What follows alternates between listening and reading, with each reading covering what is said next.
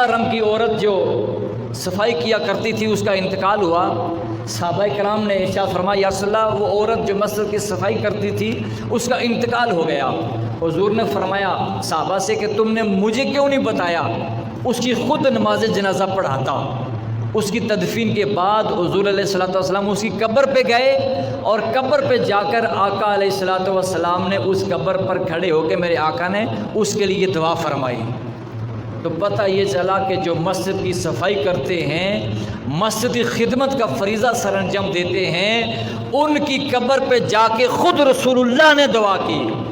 اور ان کی قبور پہ جا کے دعا کرنا یہ رسول اللہ کی سنت ہے۔ خدام مسجد کے اگر وہ انتقال کر جائیں تو ان کی قبر پر جا کر دعا کرنا میرے آقا کی سنت۔ مسجد کی خدمت کے حوالے سے کہ آقا علیہ الصلوۃ والسلام نے ارشاد فرمایا کہ اگر کسی شخص کو مسجد میں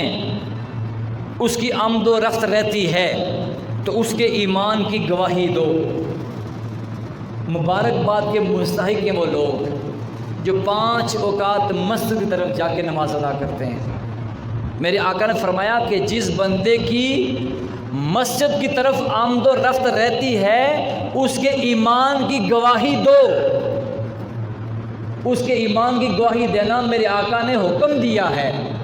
جو بندہ آپ کے سامنے گھر سے جاتا ہے وضو کر کے مسجد میں جا کے نماز ادا کرتا ہے، تو میرے آقا نے کیا فرمایا کہ جس کی آمد و رفت مسجد کی طرف رہتی ہے اس کے ایمان کی گواہی دو۔ میرے بھائیو اب ایک اور بات عرض کرتا ہوں کہ اب جس بندے کی آمد و رفت مسجد کی طرف رہتی ہے وہ آمد و رفت کی وجہ سے ایمان کی شہادت کی تعلیم دی جاتی ہے، اور جن کی آمد و رفت مسجد کی طرف بھی رہتی ہے مسجد میں خدمت کا فریضہ سر انجام دیتے ہیں، مسجد کے منتظمین ہیں،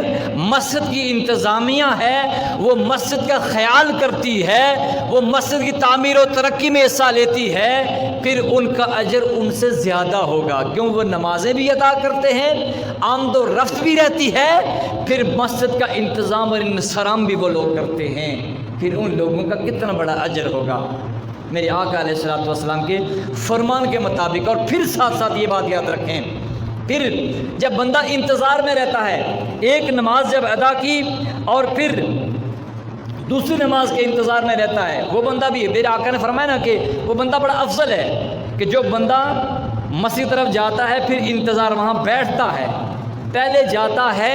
جا کر مسجد میں بیٹھتا ہے اور امام صاحب کی نماز پڑھانے کا انتظار کرتا ہے۔ ماشاءاللہ کئی بزرگ احباب ایسے ہیں اذان ہوتے ہی مسجد میں آ جاتے ہیں، وہ انتظار میں رہتے ہیں، جماعت ہو نماز پڑھ کے واپس چلے جاتے ہیں۔ میرے آقا نے فرمایا اس کا اجر زیادہ ہے جو بندہ مسجد میں آتا ہے، آ کے بیٹھ جاتا ہے، نماز کے انتظار میں رہتا ہے، امام صاحب نماز پڑھاتے ہیں اور نماز پڑھا کے وہ بندہ پھر واپس چلا جاتا ہے۔ پھر حضور نے یہ بھی فرمایا کہ وہ بندہ بھی افضل ہے جو مسجد میں آیا، نماز ادا کی، نماز ادا کرنے کے بعد گھر جا کے سو گیا۔ یہ زیادہ تر اشارہ عشاء کی طرف ہے کہ نماز عشاء مسجد میں آئے اور نماز عشاء ادا کی اور جلدی سو گئے تاکہ صبح جلدی اٹھے نماز فجر ادا ہو۔ دوسرا اشارہ یہ ہے کہ بندہ جب نماز پڑھتا ہے، نماز پڑھ کے اگر ہم گلیوں میں بازاروں میں بیٹھ کے لوگوں کی غیبت کرتے رہیں گے تو ہم اس نماز کا اجر ضائع کر دیں گے۔ اس سے بہتر ہے وہ بندہ جس نے نماز ادا کی مسجد میں، کسی کی غیبت چغلی نہیں کی، سیدھا گھر چلا گیا، گھر بیٹھا رہا یا آرام کرتا رہا، وہ بندہ بہتر ہے اس بندے سے۔ ایک بندے نے مسجد میں نماز ادا کی، نماز ادا کرنے کے بعد وہ بندہ کیا گلیوں میں بیٹھا رہا، بازار میں بیٹھا رہا، غیبت کرتا رہا، تو پھر اس بندے کا وہ اجر، پھر وہ نماز کی افادیت اس نے کھو دی ہے۔ لہٰذا اس کی طرف توجہ دی جائے۔ ہم نمازیں پڑھتے ہیں، نمازیں ادا کرتے ہیں، نمازیں ادا کرنے کے بعد اپنی نماز کو بچانا بھی پڑتا ہے۔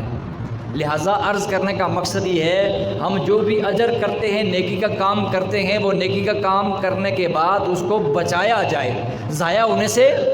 بچایا جائے۔